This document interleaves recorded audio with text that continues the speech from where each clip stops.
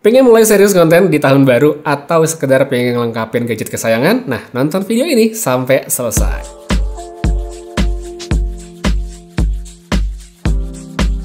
Halo semuanya, balik lagi di Putu Reza, dan hari ini waktunya kita ngomongin rekomendasi aksesoris. Ya udah lama ya saya kayak nggak bikin video kayak gini, jadi langsung aja kita mulai untuk aksesoris buat menyambut tahun baru. Kali aja ada yang cocok gitu ya buat yang mau lebih serius bikin konten atau untuk melengkapin gadget yang udah ada. Untuk yang pertama, di sini ada sebuah phone holder ya. Mereknya itu adalah Usams ya.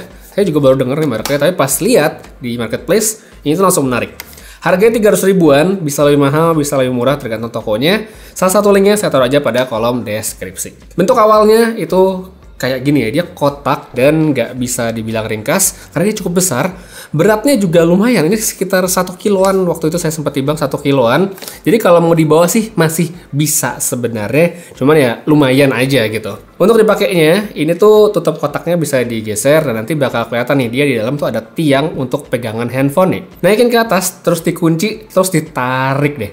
By the way, tiangnya ini tuh lumayan panjang ya, tapi bukan yang panjang banget. Kalau kita lihat gambar tokonya, di situ kan ada foto mbaknya tuh, dia berdiri setinggi tiangnya. Tapi saya coba, ini cuma setinggi pas saya lagi duduk. Jadi ya sebenarnya nggak tinggi-tinggi amat. Buat nilai jualnya, itu ada beberapa hal yang menurut saya menarik dari produk ini sebagai sebuah phone holder, yaitu kemampuan untuk diatur vertikal, horizontal, ada lampu, dan ada remote-nya. Jadi, ujung holdernya ini tuh bisa diberdiriin seperti sekarang, atau dimiringin untuk kita ngambil angle flat lay dari atas seperti ini. Bagian untuk kejepitan handphone-nya juga bisa diputer-puter, jadi kita bisa nyesuaiin sama kebutuhan, mau rekam horizontal atau mau rekam vertikal, itu semuanya bisa. By the way, sedikit info juga nih, kalau mau ngambil di angle flat lay, ambil posisinya tuh yang HP-nya ada di atas seperti ini ya. Kalau handphone yang ada di bawah, barangnya tuh nggak kuat, jadi dia bakal jatuh ya, nggak kuat untuk nahan handphonenya. Habis itu untuk lampunya, ini tuh ada 2 bagian ya, di dalam sama di luar. Fleksibel sih, jadi bisa dicocokin misalnya kita lagi mau pakai kamera yang mana. Pilihan intensitas cahayanya tuh cukup bervariasi, dari lampu kuning sampai putih, dari yang terang sampai yang redup itu ada.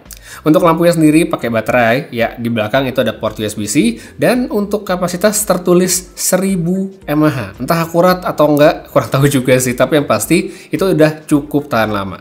Nah, selain buat konten, dengan model yang seperti ini bisa diputer-puter, ada lampunya juga. Saya juga sering pakai ini sebagai alternatif buat lampu meja. Jadi misal saya lagi rakit gundam gitu, nah ini bisa saya pakai. Satu lagi, untuk bagian remote-nya, ini tuh bisa disimpan di dalam tempatnya, jadi nggak hilang-hilangan.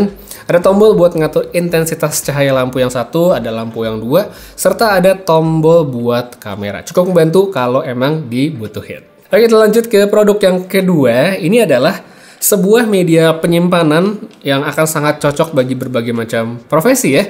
Mau itu konten kreator, orang kantoran, freelance, atau apapun yang kerjanya pakai komputer, pakai laptop, pakai tablet. Ya, ini adalah sebuah SSD eksternal mereknya Adata. Kapasitasnya tuh ada 3 yang saya lihat, ada 256, 512, sama 1 tera. Yang harganya tuh ya masing-masing pastinya kalau makin gede makin mahal. Untuk sekarang yang di video ini saya beli 256 GB aja karena tadinya awalnya buat coba-coba doang. Tapi ternyata setelah dipakai untuk sebuah perangkat yang harga 600 ribuan, asli saya puas banget sama ini. Perangkatnya ya udah kayak gini, cukup standar ya, nggak macam-macam.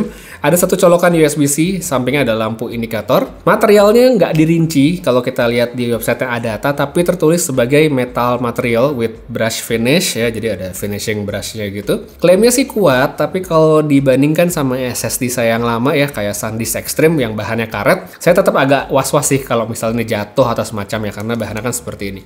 Tapi kalau dipakainya bener, disimpan rapi sih harusnya nggak masalah. By the way, kalau dalam kondisi baru keluar gitu yang mau dipakai, ya jangan lupa untuk diformat dulu ya, karena tiap barang kan beda, jadi ada kemungkinan di awal akan muncul notif kalau dia tidak kompatibel. Kelengkapan di kotak, selain dapat unit SSD, nanti kita bakal dapat 2 kabel. Satunya adalah USB-C to USB-C, jadi dua-duanya USB-C ujungnya. Satu lagi itu adalah USB-C to USB-A ya. Jadi ada alternatif, paling nggak bisa disesuaikan lagi sama perangkat yang lagi dipakai. Kali aja mungkin entah portnya penuh atau emang nggak ada USB-C di laptopnya, jadi bisa dipakai. Dari website diklaim untuk kecepatan tulis dan bacanya segini, oke banget. Dan untuk interface dia menggunakan USB 3.2 Gen 2. Langsung aja, ini untuk saya cobain transfer data di MacBook Pro dan hasilnya wow, bener-bener sesuai ekspektasi dari sebuah SSD yang emang cepet banget untuk mindahin data, apalagi yang ukuran besar dimana biasanya tuh makan waktu yang lumayan lama. Nah, selain untuk gadget seperti komputer dan tablet, SSD eksternal ini juga tertulis di kotaknya sudah support untuk PS5 serta Xbox Series X dan S. So, buat yang mungkin ngerasa konsolnya udah sesek nih sama game, tapi kita nggak mau ngapus, entah masih sayang sama gamenya, belum tamat atau apa, males install lagi, beli SSD eksternal kayak gini tuh bakal sangat ngebantu, apalagi harganya juga nggak terlalu mahal. Berikutnya kita lanjut ke produk yang ketiga, ini adalah lampu kesayangan, andalan saya sejak beberapa tahun ke belakang dan sangat pas buat kita yang mungkin butuh tambahan lampu di setnya atau dimanapun. Entah itu buat ambience warna, entah buat hairlight, untuk kicker, apapun lah kebutuhannya ini bisa banget. Ini adalah Aputure MC ya, lampu yang sangat compact, ukuran cuma segini tapi fungsinya tuh komplit banget. Harganya emang di atas 1 juta, tapi dengan harga segitu menurut saya sih ini akan menjadi investasi yang sangat bagus kalau emang bener-bener dipakai sesuai kebutuhan. Bentuknya tuh simple ya, dia cuman kotak aja begini doang. Di samping dia ada switch ya untuk on off, terus ada yang muter-muter gini buat ganti-ganti mode. Terus ada port USB-C. Di bagian atas ada tulisan Aputure, terus ada layar nih. Di sini nanti bakal ada keterangan kalau kita switch mode-modenya. Terus di bagian bawah dia ada buat kita taruh di tripod atau light stand dan segala macamnya. Dan di bagian belakang ini menariknya dia ada magnet ya. Jadi, nah magnetnya ini itu sangat berguna banget sebenarnya untuk masangin si lampu di tempat-tempat yang mungkin awalnya tidak ideal ya kalau kita misalnya mau pakai tripod atau lain sebagainya. Jadi kayak misalnya kita mau tempel di rak, bisa di bawah meja, atau mungkin di tiangnya tripod, atau yang sering saya pakai itu kayak lampu di belakang. Ya di belakang meja itu saya pakai ini tapi saya taruh di dalam ya. Mungkin ada yang bingung kenapa saya nggak pakai bohlam ganti-ganti warna aja gitu daripada nempel beginian. Jawabannya itu karena flicker. Ya, di dalam lampu meja saya ini sebenarnya adalah Philips Hue ya. Tahu Philips Hue kan yang bisa diganti-ganti juga warnanya. Tapi kalau misal saya lagi ngambil video apalagi yang slow motion, dia flicker. Nah, kalau Aputure ini nggak flicker. Jadi hasilnya akan lebih konsisten, bakal lebih kelihatan bagus pas saya bikin video. Habis itu, untuk bikin lebih gampang pasti pakai, lampu ini tuh bisa nyambung ke Bluetooth dan dikontrol pakai aplikasi namanya Sidus Link. Aplikasi ini wajib banget untuk dipakai pas kita setup awal-awal karena bener-bener akan sangat mempermudah semuanya dikontrol lewat handphone. Mau ganti-ganti warna itu gampang, kita bisa ngatur intensitasnya, mau pakai lampu putih sampai yang warm, cold itu bisa diatur. Serta sini juga ada beberapa efek preset kalau mungkin kita pingin bikin scene tertentu. Habis itu ada juga yang fitur namanya color picker, jadi mungkin kita mau ngambil warna dari objek ataupun yang tertentu, itu bisa gampang tinggal arahin kamera dari handphone, langsung beres. Ya itu dia, untuk harganya 1,5 juta seperti yang tadi saya bilang, adalah sebuah produk yang mungkin tidak buat semua orang, cuma buat mereka yang membutuhkan, ini adalah satu barang yang menurut saya investasi bagus banget, karena benar-benar bakal kepake sampai bisa setahun, 2 tahun, bahkan lebih ke depannya. Next, sekarang kita berlanjut ke bagian meja. Kita ngomongin meja kerja nih ya, yaitu sebuah desk mat. Kalau dilihat dari tren mechanical keyboard serta ngedandanin setup itu kan lagi naik, aksesoris yang ini juga kayak ikutan naik permintaannya. Bisa dilihat dari marketplace, itu makin banyak yang jual dengan berbagai macam motif, ukuran, sama harga. Macam-macam, dari murah sampai mahal itu ada semua. Salah satu yang saya pakai dan recommended itu adalah dari Tengen ya. Mungkin udah banyak yang familiar sama merek dan produknya karena dia punya motif yang menarik, tapi sayangnya limited ya. Jadi kudu cepet-cepetan karena emang dibikinnya tuh nggak pernah banyak. Seperti sini saya sempat kedapetan yang Genbu, habis itu selalu gagal di flash sale, nggak pernah dapat yang lain lagi. Sisanya kalau nggak ada yang spesial tadi, sebenarnya ada sih yang edisi standar seperti ini. Dan kalau menurut preferensi saya sebenarnya masih kelihatan bagus untuk kita pakai di setup meja.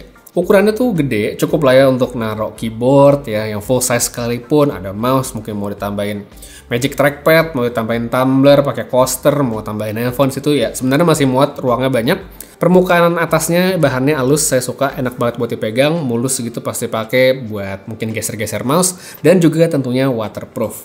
Jadi kalau misal kena air, ketumpahan, atau mungkin kita pakai gelas atau kaleng yang dingin gitu kan, biasa ada air tuh di bawahnya, ya itu nggak masalah sih, tinggal dilap aja.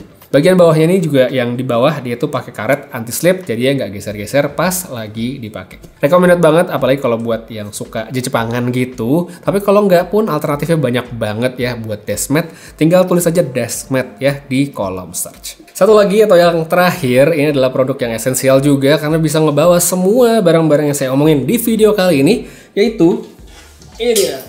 Sebuah tas selempang atau sling bag mereknya Civilian. Untuk sebuah tas yang ukurannya gede seperti ini, harganya menurut saya cukup oke ya, karena pas videonya dibikin, saya cek itu ada di angka 350.000. Dengan harga segitu, kita bisa dapat tas yang muat buat dimasukin laptop.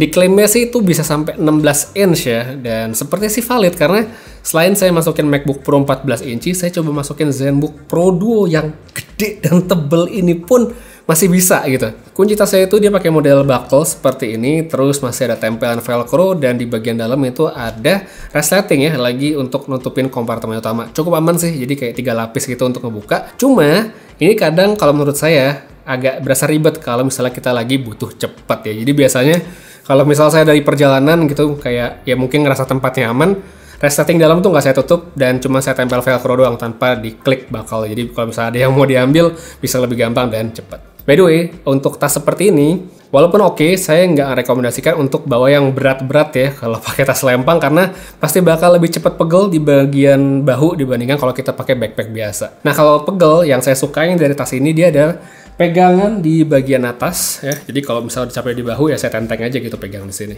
Untuk bahannya dia oke menurut saya, kehujanan tipis-tipis nggak masalah selama saya coba. Terus kalau mau ekstra, pas beli kita juga dikasih sebuah rain cover, kayak bungkusan ekstra gitu buat ngelindungin tasnya. Cuma kayaknya ini ketinggalan pas saya di Korea kemarin, pas saya pakai kan ada sempat hujan itu saya pakai. Jadi sekarang nggak ada. Untuk di bagian depan dia juga ada yang pakai sleting dan ini ruangnya atau space-nya lumayan banget, entah buat naruh TWS, buat naruh dompet atau yang lain-lainnya. Palingan kalau seandainya nih saya ngerasa ya di belakang sini dibikin kayak sleting gitu, ada kompartemen buat tambahan, ya menurut saya sih bakal lebih oke lagi. Coba balik lagi dengan harga segitu sih saya nggak masalah dengan tas ini. Jadi ya kalau buat yang pengen, saya rekomendasiin linknya seperti biasa beserta produk yang lainnya saya taruh pada kolom deskripsi di bawah. Oke, segitu aja dulu ya buat kita ngomongin rekomendasi aksesoris di akhir tahun 2022 ini. Makasih banyak nonton sampai habis, semoga berguna dan cocok. Putri Reza pamit, sampai ketemu lagi di video berikutnya dan seperti biasa, have a nice day.